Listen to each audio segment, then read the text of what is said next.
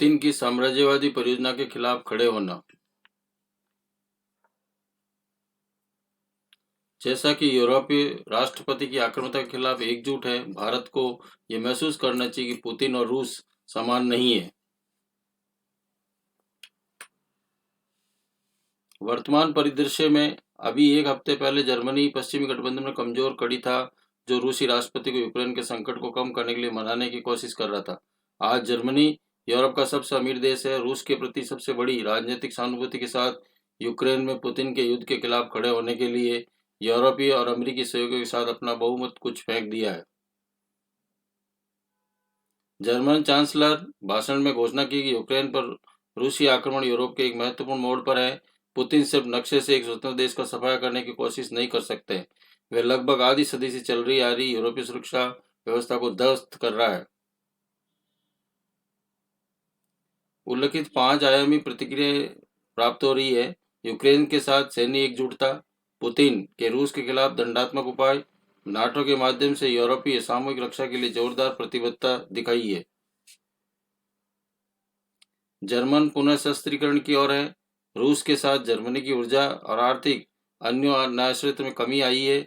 Germany ने रूस पर भारत की राजनीतिक गर्मजोशी, सामरिक निर्भरता, समानांतर यूरोपीय प्रदान किया है। जैसे जैसे जर्मनी यूरोप रूसी आक्रमण के खिलाफ उठेंगे, दिल्ली को भी भारत की दीर्घकालिक हितों पर पुतिन के लापरवाह ढांचे को ध्वस्त करने का तालमेल बिठाना होगा। रूस की महत्वाकांक्षा क्या है? भारत में और वैश्विक दक्षिण में रूस की पारंपरिक छवि पश्चिमी साम्राज्यवादी के खिलाफ एक स्वाभिमानी सहयोग की है। आज कई विकासशील देश संयुक्त राष्ट्र महासभा में पुतिन के दूसरे राष्ट्र को नष्ट करने के प्रयास के खिलाफ मतदान में पश्चिम के साथ शामिल है। हाल ही में भाषणों में सुना कि पुतिन ने क्रांतिकारी रूस में विभिन्न राष्ट्रीयताओं और स्वायत्तता के महत्व पर जोर देने के लिए सोवियत संघ के संस्थापक व्लादिमीर लेनिन की निंदा की गई है।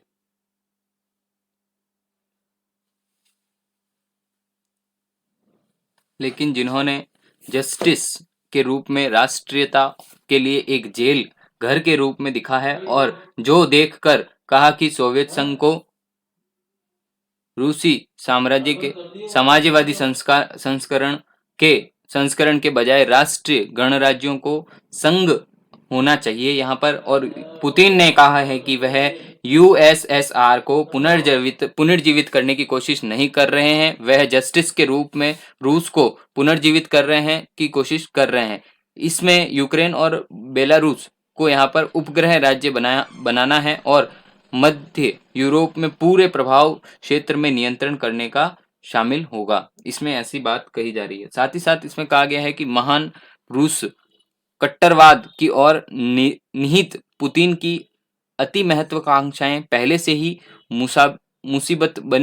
मुसीबत में चल रही थी, ऐसा इसमें कहा जा रहा है। तो इसमें काफी चीजें ये कही गई है कि रूस के राष्ट्रपति जो थे उन्होंने एक दावा किया कि यूक्रेन कभी भी एक राष्ट्र नहीं था और यह एक केवल रूस के सहयोग के रूप में संप्रभु हो सकता है, लेकिन यूक्रेन के राष्ट्रवाद आख्यान द्वारा यहाँ पर निश्चित रूप से चुनौती दी गई है। मतलब यहाँ पर रूस को यहाँ पर चुनौती देने की प्रक्रिया की गई है। यूक्रेन के अंदर देश की क्या प्रतिक्रिया है, यूरोपीय देशों की क्या प्रतिक्रिया है, तो दूर के देशों में रूसी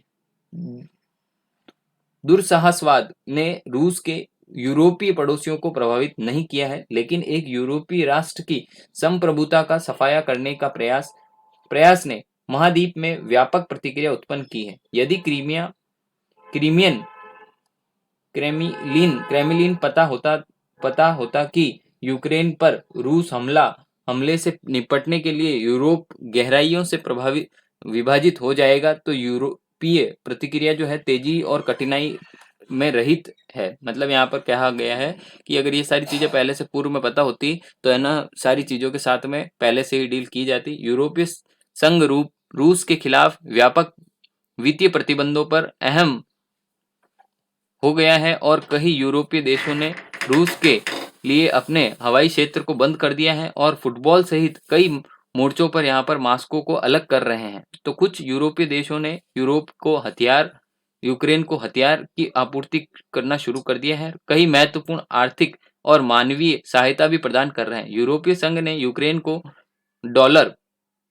550 मिलियन रुपए के यहाँ पर हथियार खरीदने की योजना बनाई है और साथ ही साथ यूरोप को विभाजित करने और उसे अमेरिका से दूर करने के जुनून में पुतिन की यूक्रेन आक्रमण ने यूरोप को एकजुट किया है और पश्चिमी संगठन को मजबूत किया है। यहाँ तक कि जब जर्मन चांसलर ने पुतिन को यहाँ पर हराने के लिए जर्मनी के विशाल संसाधनों को सीमित करने का फैसला किया तो उन्होंने रूस के साथ कूटनीतिक के लिए दरवाजा खुला छोड़ दिया। मतलब ये भी सबसे बड़ी बात कही गई है। उन्होंने यह भी स्पष्ट किया कि जर्मनी और यूरोप का रूस लोगों से कोई भी झगड़ा नहीं है और वह समस्या पुतिन के मसीहा एजेंडा से है।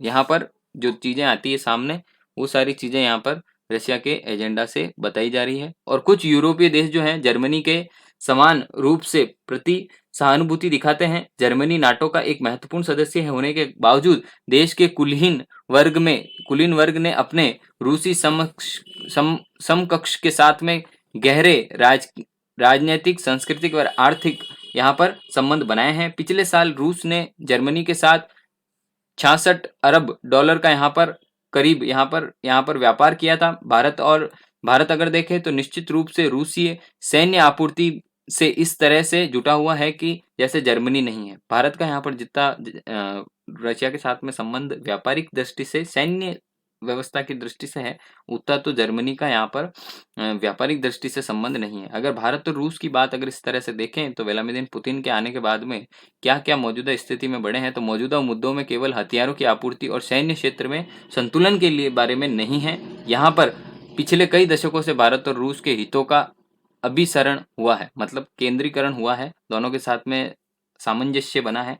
एक सदी के लिए सभी प्रकार के भारतीय प्रगतिवादियों के रूप में रूस को आधुनिक भारत के निर्माण के लिए एक स्वाभाविक सहयोगी के रूप में देखा है। चाहे सरकारें कितनी भी आई कितनी भी गई, रूस का मैंने आपको बताया स्टैंड क्लियर रहा है भारत के प्रति, और वह रूसी सहयोग रूसी साहित्य और संस्कृति के साथ में नैतिक, राजनैतिक और आर्थिक विचारों पर भारत की चिंतन को मुख्य धारा में लाया है। और भारत के साथ में जो संबंध बने हैं रूस के, वो पूर्व से ही बहुत ही अच्छे और मैत्रीपूर्ण व्यवहार रहा है और संबंध इस तरह से एक मित्र के प्रति ही रहा है, चाहे व्यापार अपनी दृष्टि से हुआ है और इस तरह से सारी चीजें बनी हैं। तो स्वतंत्रता के बाद में मॉस्को को लंबे समय तक भारत के भू राजनीतिक और सुरक्षा गणना को एक सकारात्मक कारक के रूप में देखा जाता है। तो पूर्व से ही हमारा एक अच्छा मित्र है, उन्होंने भी ट्रस्ट किया है और भारत ने भी अपने ट्रस्ट को बरकरार रखा है। और अगर देखा जाए तो जर्मनी और फ्रांस को निष्कर्ष में अगर हम देखें तो जर्मनी और फ्रांस की तरह दिल्ली भी चाहेगी कि रूस जो है यूरोपियों को वैश्विक व्यवस्था में अपना सही स्थान ले।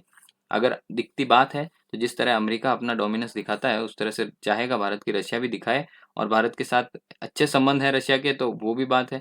और यह भी अब राष्ट्रपति पुतिन जो हैं उनके तहत असंभव प्रतीत होता है। अगर आने वाले समय में ये सारी चीजें असंभव प्रतीत होती है तो